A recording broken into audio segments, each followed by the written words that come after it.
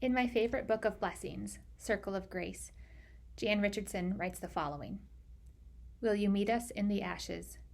Will you meet us in the ache?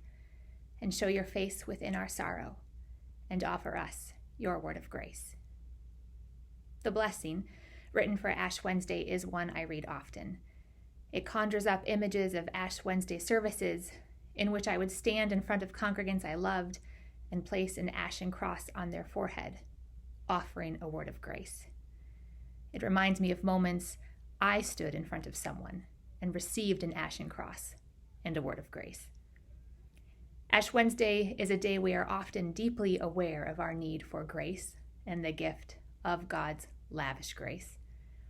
I love Richardson's teaching that what we receive on Ash Wednesday, but also in words of confession and absolution, and in the words of forgiveness from those we love, in all of these places and more, we receive a word of grace. I have vivid memories of my first cognizant encounter with grace. I was 12 years old, and I prayed a prayer of confession for the first time, understanding what it meant to do so. And in those moments following confession and forgiveness, I felt a physical shift. I felt as though a burden had been lifted from my shoulders. It was a transformational encounter with grace, and I have never been the same. I think so often about this good gift of grace. There's nothing in my life that has been more profound than the encounters I have had with a word of grace. I am so thankful. Thankful isn't even enough of a word. Is there something more than that? I am so full of deep gratitude for the gift of God's grace and the many ways a word of grace has been made known to me, to the church, to the people of God throughout the world.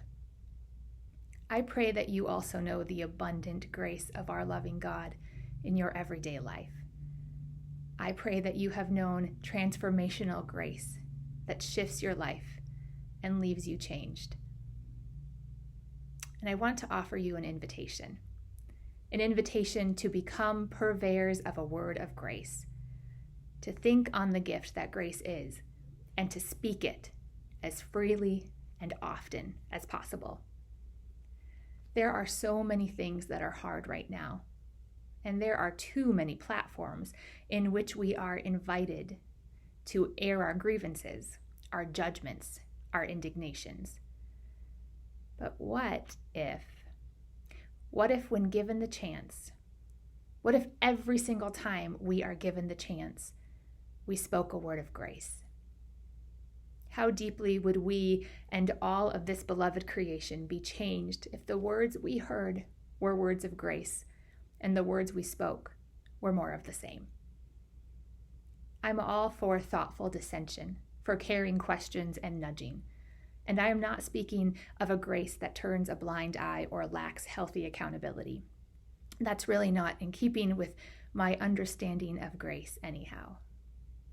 Instead, I'm simply marveling at how good God's grace is and wondering with you about the power, the holy, healing, love-filled power of speaking a word of grace. Dear people of God, may grace be known by you, and may grace be known through you. In the name of Christ, amen.